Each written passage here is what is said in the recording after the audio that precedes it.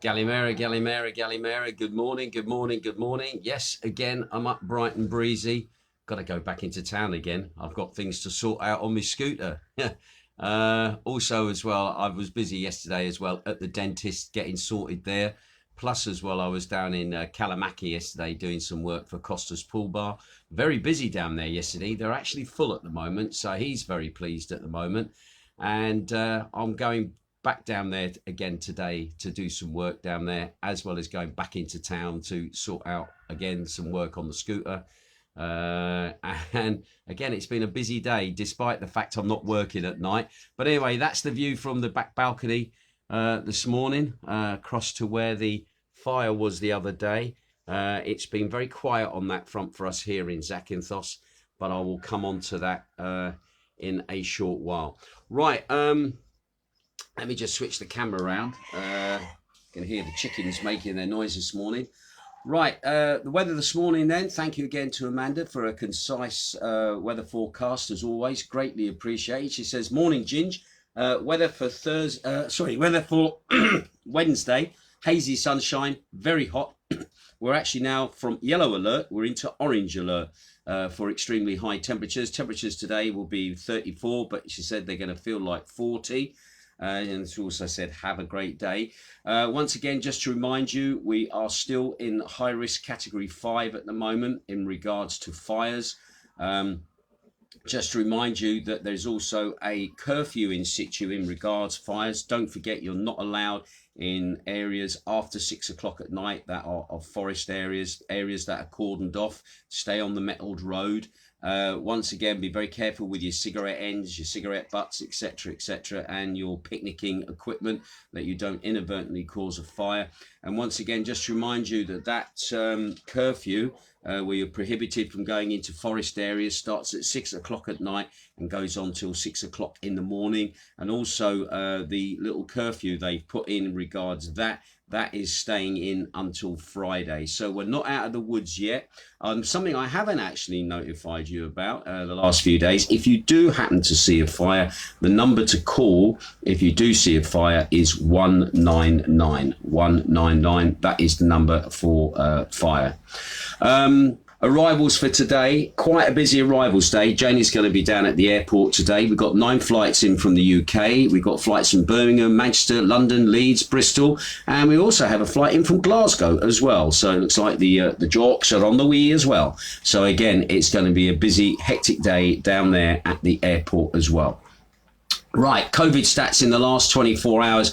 And I've got to be honest, the COVID stats in the last 24 hours have really gone up, all right? You might remember yesterday, it was 2,595 new cases across the country. Now it is 4,181 new cases across the country. So the fires are not taking away the COVID, that is for sure. That means now that's 521,399 people that have been affected by COVID since the pandemic started. On ports into the country, 11 new cases were identified at entries into the country. That is up from 9 cases on the previous.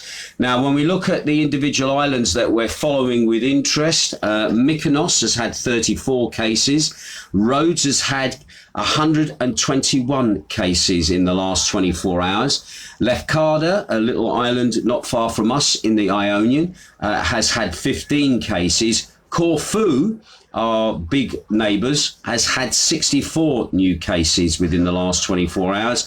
Kefalonia has had 7 new cases in the last 24 hours, and Zakynthos has had 16 new cases within the last 24 hours. That means on Zakynthos, since the beginning of the year, we've had 914 positive cases reported here. And for the month of August alone, we've had 137 new cases for the month of August, and it is only the 10th of August. So again, obviously, I'm wondering how that's going to play into our epidemiology for the decision to lift the music ban and lift the curfew that we have at the moment on Friday. So we're going to be waiting with bated breath to see what happens. Anyway, as for deaths at the moment, they've just declined slightly. Yesterday I reported 20, today 19 new deaths deaths across Greece at the moment. That brings the death toll now to 13,118. 96% of those people had underlying health problems or were over the age of 70. And once again, our condolences to families who have lost loved ones at this time. When it comes to cases in ICUs across the country, critical cases, they are also on the up, and they are slowly going up as well. We had 207 the other day. At the moment, we have 219 critical cases confirmed. That's 133 male and 86 female. Once again, just to remind you that the benchmark for critical cases is 900. That's the amount of beds that the Greek Health Service has that can treat patients suffering from COVID. So at the moment, those numbers are worryingly starting to increase. Today's news then. Just quickly, just as I go into the news, just to say that there is going to be a collection for victims of the fires. Zakynthos is putting together pack-ups for people who've lost everything. And if you have any items such as dry foods, canned foods, stationery, letter writing, personal hygiene, soaps, sponges, anything of that nature, it seems that the Labour Centre is going to be collecting those in, and they're going to start tomorrow, Thursday the 12th, and also Friday the 13th. So if you want to have a route around your house, or you want to go get some stuff, tinned goods, etc., stuff for people, then by all means go ahead. And they're going to be collecting from 9 o'clock in the morning till 11:30, and it's at the Labour Centre on the first floor, and that is in Egdonon Street, which is opposite the Hunting Club in Zante Town. So again, if you want to donate something for somebody who's lost everything, by all means feel free to go ahead. I think Jane and I will probably drop some food food items off there to be dropped to obviously help alleviate some of the suffering that some people are experiencing at the moment. Right, going back to the fires then, as flames threatened to engulf the home of Stelios Continentis in a suburb of Athens at the weekend, and the emergency services failed to respond to his calls for help, he decided to ignore an evacuation order and take matters into his own hands. Anyway, he said, "I hid so they wouldn't find me. I moved to the other side of my house and started to fight the fire with my own water. Otherwise, it would have gone." Now, this gentleman, believe it or not, was 82 years of age. He said he'd built his three-story house in the wooded area of Vabodi when he returned home after 25 years of living in South Africa. Anyway, his daughter, Eri, was in tears as she told of how she fled without knowing what was happening to her father, or whether the home she and her family shared with him would be destroyed. Anyway, she said, "If my father had not stayed at our house, it would have burned down," she said. "The fire service was nowhere. Fortunately, there were volunteers," she said, "and I feel angry, nothing else." Anyway, photos shared on social media of exhausted firefighters asleep on the ground, still dressed in their smoke-stained uniforms they wore to fight the flames, showed the strain the emergency services are under. Almost 1,000 firefighters, 9 aircraft and 200 vehicles have been sent to Greece from other European countries to help battle devastating wildfires near Athens and elsewhere. But as reinforcements arrived, some Greeks have asked why local fire services needed help. Television reports and social media have featured angry commentary about the lack of firefighters to tackle blazes, mixed with pointed observations about the disappropriate number of police. "Thanks to all of the countries who have given firefighters assistance," said one commentator on Twitter. "If you ever needed cops, let us know." After a decade of austerity that cut into public services, the Greek firefighting services are badly weakened, said Dimitris Stanopoulos, the head of Greece's Firefighting Federation. He said at the moment, 5,000 firefighters are needed to be hired immediately. He also said, we are constantly on alert. In March, we had 10 days of floods, then snow in Vibody and in Eva. We're going to be there for 20 days with 500 firefighters because these are dangerous times. Temperatures were so high last week that in the early stages of the Vibody fires, the water dropped by firefighting aircraft evaporated before it even reached the flames, the firefighters said. Anyway, meanwhile, the Prime Minister, Mitsotakis, said last week there would be a time for criticism and self-criticism over the way the authorities responded to the fires, which have coincided with a string of extreme weather events across the world. Now, the United Nations panel on climate warned on Monday that the world was dangerously close to a runaway global warming.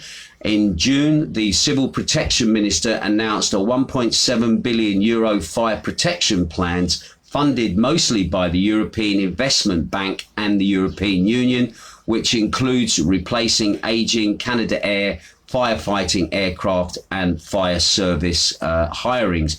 Once again, just to remind you that in the summer months here in Greece, volunteers and temporary firefighters are employed for the season during the summer because wildfires are a common occurrence, and our Zakynthos Fire Brigade is also reinforced by volunteers and also by temporary firemen for the summer season. Anyway, on Saturday, Akis Skerkos, a senior government official, responded to criticism that the government had not done enough, posting figures showing Greece was well ahead of other Mediterranean countries for the number of water bombing aircraft. He said spending on civil protection measures had increased by 56% in the past 3 years, with permanent and seasonal firefighters numbers up 16 to 14,736. Greece now had 74 firefighting aircraft compared with 51 in 2018.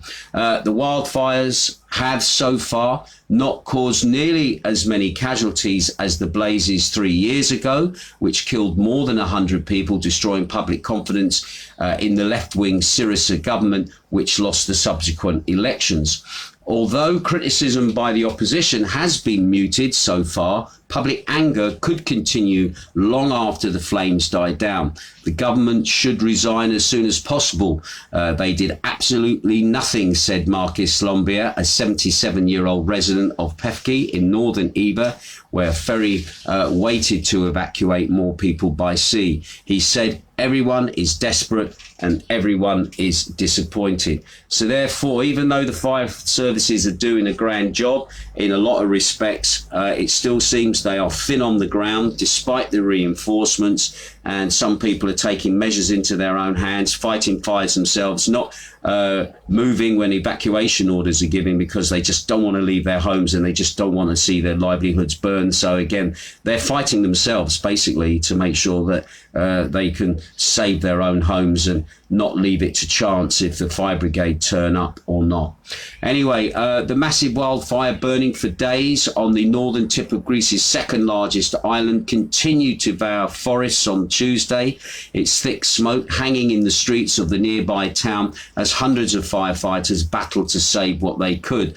It's been burning since August, and the blaze has destroyed most of the north of Eva. That's an island of a rugged forest mountain popular with campers and summer vacationers from Greece and abroad. By Tuesday morning, the fire had destroyed homes, businesses, and led dozens of villages to be evacuated. The fire was still active, although on a smaller scale, burning close to some villages. Several of the other wildfires were burning in the country. The most significant is in the southern Peloponnese region. Anyway, Greek authorities focused their resources on the Eva blaze on Tuesday. The fire service said 873 firefighters, 50 ground teams 229 vehicles were fighting the blaze, including firefighters from the Ukraine, Romania, Serbia, Slovakia, and Poland. 14 helicopters were also providing air support, including 3 from Serbia, 2 from Switzerland, and 2 from Egypt. Hundreds of firefighters and dozens of vehicles, planes and helicopters from European and Middle East countries have arrived and are on their way to Greece to help battle the wildfires after the government appealed for aid. And I do know there were pictures posted of the British contingent that is also now arrived here in Greece, and they are getting ready to be deployed to wherever they are needed. Anyway, residents and local officials have complained again of the lack of firefighting resources, particularly from the air, with some saying not enough water dropping planes were sent early enough, leaving the fire to grow to such proportions that then flying became too hazardous. Greek authorities have emphasised saving lives, issuing evacuation orders for dozens of villages and neighbourhoods. And in 2018, a deadly fire that engulfed the seaside settlement near Athens killed more than 100 people, including some who drowned trying to escape the flames and smoke by sea. And I remember that story where they were found basically, I think it was a group of 40 people just all huddled together, literally meters away from the sea. They had been overcome by smoke while trying to escape the flames.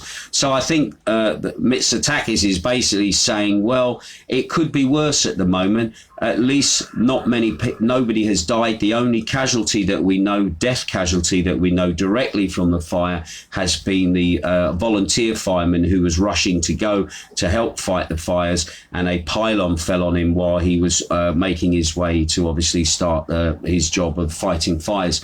So at the moment, they've been very, very lucky that people have not been killed. And I think this is what Mitsotakis is using as in his defence. Because again, a good point has been raised. The police has been expanded incredibly in Greece over the last few years, whereas the fire service has had nothing but cuts. But anyway, we'll see how that all pans out in the wash-up. Obviously, Mitsotakis doesn't want to get into that in too much of the detail because obviously they're stressing on fighting fires, and he's not hearing words of support probably when he's turning up for his photo ops and people are criticising the lack of response from fire service, which is obviously very, very overstretched.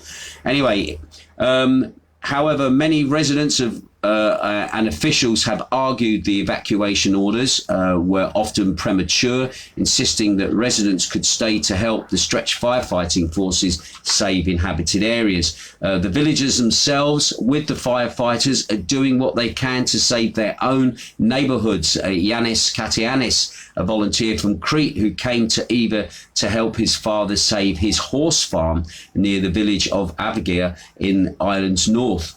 Anyway, he said, if they had evacuated their villages as the civil protection told them, everything would have been burned down, perhaps even 2 days sooner, he said. Of course, they never saw any water bombing aircraft, and of course now the conditions are wrong for them to fly due to the smoke. Anyway, satellite imagery shows the massive expanse of destruction on Eva, with much of the island's north burned, according to the European Union's Global Wildfire Information System, and imagery from the EU's copious emergency management service shows more than 49,000 hectares have burnt on Eva. In a televised nationwide address on Monday night, the Prime Minister, Mitsotakis, said 586 wildfires had broken out across the country in the space of just a few days. These last few days have been among the hardest of our country's decades, Mitsotakis said. We are dealing with a natural disaster of unprecedented dimensions. He said the fires came in the wake of Greece's worst heat wave in decades, with temperatures soaring to 45 degrees Celsius, that's 113 Fahrenheit, and turning its forests into bone-dry tinderboxes. The destruction of Eva and elsewhere blackens everyone's hearts, Mitsotakis said, and he pledged compensation for the affected, as well as huge reforestation and regeneration efforts. He also apologise for any weakness shown in addressing the emergencies and nod to the criticisms from those who said Greece's firefighting efforts and equipment were woefully inadequate. So obviously he's taken on board people's criticisms about the efforts that have been made to fight the fires. No criticism of the firefighters themselves. It's just that when you haven't got the gear to do the job, you can't do the job, no matter how dynamic and how good you are. If you haven't got the gear and you haven't got the equipment and you haven't got the reinforcements and you haven't got the backup, and resources are stretched very thinly, then obviously you're on a hiding to nothing. And I obviously say as well here on Zakynthos,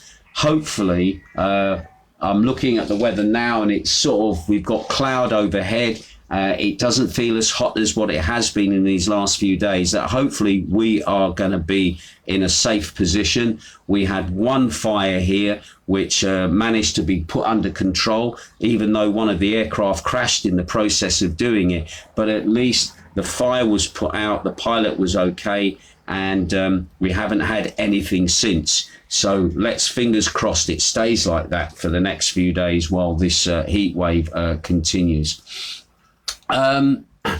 Also as well, amid the rampant speculation of growing indications of arson, the Supreme Court prosecutor has ordered an investigation into whether an organised plan behind the wildfires that have wrecked the destruction of the country. To this end, the Supreme Court prosecutor, Vasilios Peletas, addressed his request to a senior judicial and police authorities. He wrote, "The excessive number of fires of unusual intensity and extent that have occurred in recent days, resulting in incalculable damage and natural environment to the environment, especially the country's forest wealth, buildings, facilities and agricultural lands, crops and tourist infrastructures, even endangering the lives of our many fellow human beings, as well as the synchronization of their setting alight, created reasonable suspicion of a deliberate organized criminal activity and not just a simple accident that has occurred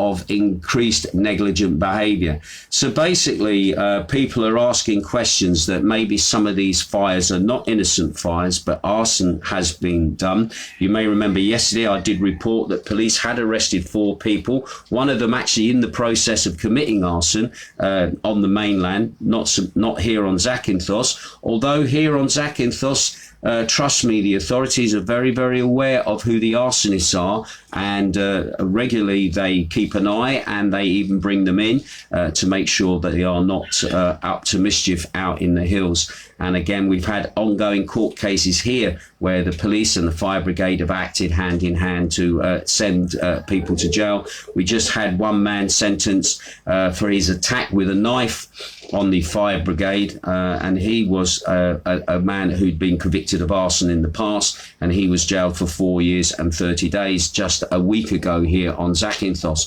So again, it's very real that there are people out who are setting fires, and again, they're asking for a judicial inquiry into how, obviously, who's doing it, but also was this an organised reason? The thing that worries me is they're trying to also associate the fires with anti-vaccination protests as well, which I think is a real danger at the moment. Until you've got 100% proof, that is not a statement that wants to be bandied about, because again, the people are protesting anti-vaccination. It's very easy to lump them in with the arsonists as an excuse, as another reason why compulsory vaccination should be going on. And it's this kind of division that kind of worries me at the moment, that even in the amount of a crisis, the political side is still coming into play, rather than trying to fight the fire and then looking at things in the light of day as to where can we improve matters for the future. Also, another story not related to fires or COVID at the moment. There was news of the death of a 33-year-old Italian tourist who went spearfishing on Sunday with a group of friends in the area of Porto Rosca. And this has caused a bit of a shock on the island. Now, from the information that's been gathered at the moment, the 33-year-old decided that he wanted to swim away from his friend spearfishing in another location. Anyway, his friends were obviously waiting for his return. He didn't return. They then went out looking for him with the help of residents in the area, and unfortunately they found the young man dead in the water. Anyway, the Zakynthos Port Authority was immediately notified. They retrieved the body of the unfortunate man. The man has been sent to Patra for a post-mortem, and we're still waiting to see what the results of the post-mortem are. So once again, our condolences to the family of the Italian 33-year-old who died at the weekend while spearfishing down in Porto Rosca, down here in Zakynthos. Also, as well, going on back to anti-vaccination protests, this is another incident that's happened here on Zakynthos. There was an incident that occurred at the Zakynthos prosecutor's office. Anti-vaccinators wanted to protest against mandatory vaccination. Now, according to information, a written lawsuit was filed by the prosecutor, and out of 15 people, 6 were arrested and were taken to the police station. The protesters asked the prosecutor to intervene as they considered that the action of the state as illegal, while emphasising that they are against the compulsory vaccination. The police were informed about the incident, which they then proceeded to arrest 6 of the demonstrators, who are accused, among other things, of disrupting the public service and also disobedience. There we go. The arrested are expected to be taken before the prosecutor today, and we will see what the outcome of that is in the local news as the day goes on. Also, as well, going back to curfews at the moment, Heraklion in Crete, that has now gone into red for coronavirus. The Civil Protection Minister announced that. That means that Hania and now Heraklion, 2 parts of Crete now, are both in the red. Hania was put into the red with us last week, and again they're expected, like us, to have a review by Friday as to whether we can lift our curfew and lift our music ban. So it's going to be interesting to see what's going to happen on that island now that the other side of the island there in Heraklion has now also gone into the red as well. Now, this was announced by the National Committee for the Protection of Public Health. They also said that this ban for them is going to run from today, 6 o'clock in the morning, until August, August, hang on a minute.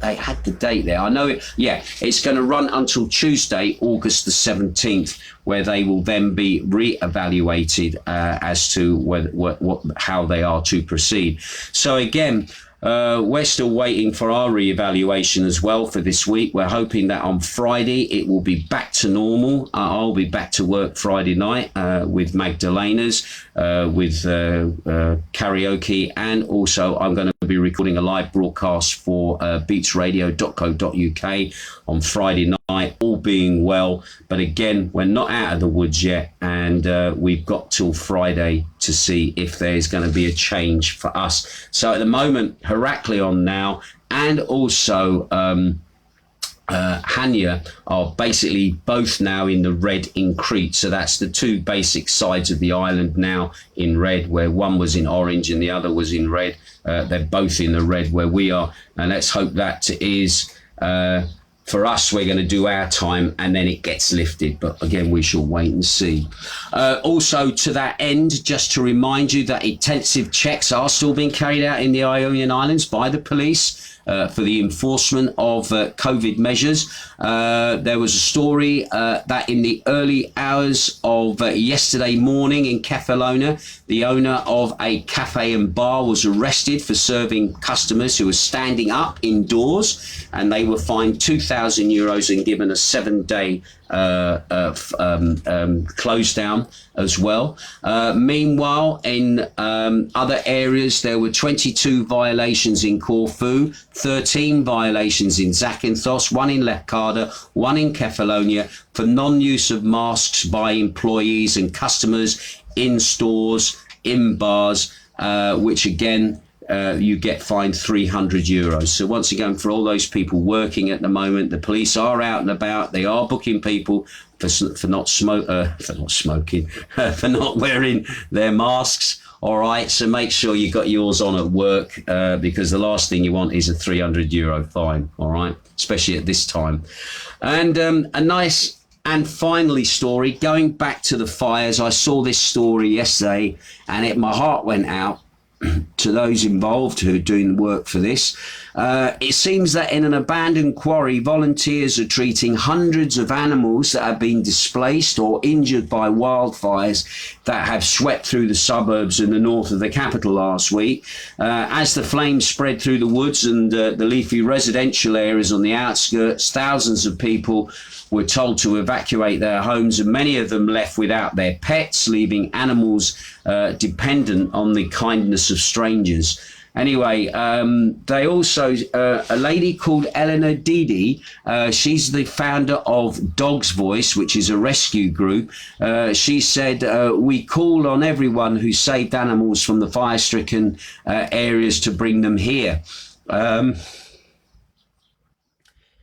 So far, the site has hosted more than 200 animals, pets and strays from across Attica and the border regions, which also includes Athens as well. They said there are animals with light burns, respiratory problems, animals that are just exhausted, and we are trying our best, she said, adding that the animals with more serious burns are being taken to hospital. So basically, there's people doing something for the animals in that area. There's no information, I must admit, if they need any help, if they need anything in the way of money or supplies or anything else like that. But it seems at the moment, the outreach, they said, has been fantastic. We have more people than we can we have more people than we can handle, so it seems they're not short of volunteers who are coming to help. And she said our main goal is to end up without animals here, she said. So basically they just want to get the animals to homes and back to their owners once all the madness dies down. So again, nice positive story there at the end of what is, to be honest, a rather disconcerting broadcast. Anyway, right, that's it from me for today. Can I just thank all those people that are up early? I see Paul Bruff is up there. I don't know if you're still sailing around at the moment on your yacht, doing trips here, there and everywhere, but hopefully at some point we may see you here at Zakynthos. Could also say a big hello to Steve Thompson as well for tuning in. Also, Rossi over there in Australia. Nice to have you looking in, mate. I must admit, I look at what's going on in Australia and I just weep with everything that's happening there. And especially Sky Australia having their news basically pulled from YouTube. I thought Sky Australia probably gave some of the best news coverage and also some of the best commentary on the way the handling of the pandemic has been handled, asking very hard, cutting questions, not only of your own government, but of the British government and the American government. And it's a shame that they've had their stories pulled because they're asking some very hard-hitting questions. And it's not only just to do with COVID, but also to do with China as well, because I see a lot of issues in that location. With the borders of Australia and China as well. Very frightening times that we're living in as well. Julie White is also here. Delia Gazzetti is also tuned in as well. Nice to have you tuning in. Caroline Davis. So we got a few up with the you up with the larks. Dave Matthews, you must be off fishing this morning, mate. You've been up this early in the morning, where you are in the UK. And once again, I said, morning, Ginge. Tomorrow is my flight back. I'm just wondering who's saying that to me. Let's have a look. Probably the last. Eva Ronan. Oh, bless you. She's going back to Israel tomorrow. Morning, Ginge. It's my flight back, so I hope to see you tonight. I will try and get and see you at some point, Avi. I really will. I've just, do you know what? Even though I've been on this, shall we say, furlough, unpaid furlough, I've still been really, really busy, and I'm just amazed. I've not been sat twiddling my thumbs, that is for sure. Been sorting stuff out, getting things done, and also getting ready for going back to work. Hopefully on Friday, fingers crossed, everything. But I'm really sorry that you came over from Israel hoping to have a good time. I think you probably have had a good time, but you just wanted to sing and enjoy yourself. And then obviously we've had the music ban and the curfew and everything. It's just like being back in Tel Aviv, I suppose, in some respects, isn't it? Only the vaccinated inside and the unclean outside sort of thing. But anyway, we'll wait and see. Anyway, leave it. That's it from me. I've got things to do. I will keep my ear to the ground. If I hear of anything, I will let you know. Once again, thank you. She says, I had the best time as always. Thank you, AV, for that. Really appreciate that.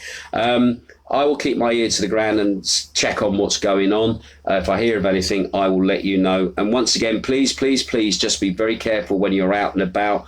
Watch what you're doing with your cigarettes and your fag ends and everything else. Don't inadvertently cause a fire. Stay on the beaten road. Don't go off exploring, off down forest roads, etc., etc. And remember, there's a curfew from 6 o'clock in those areas. And if you're caught in those areas after 6 o'clock at night, you will find yourself being arrested, all right? So just be very, very careful. But other than that, enjoy yourselves, because it looks like it's going to be a beautiful day. Anyway, I'll catch you later. You take care. Have a great day. Ta-ra.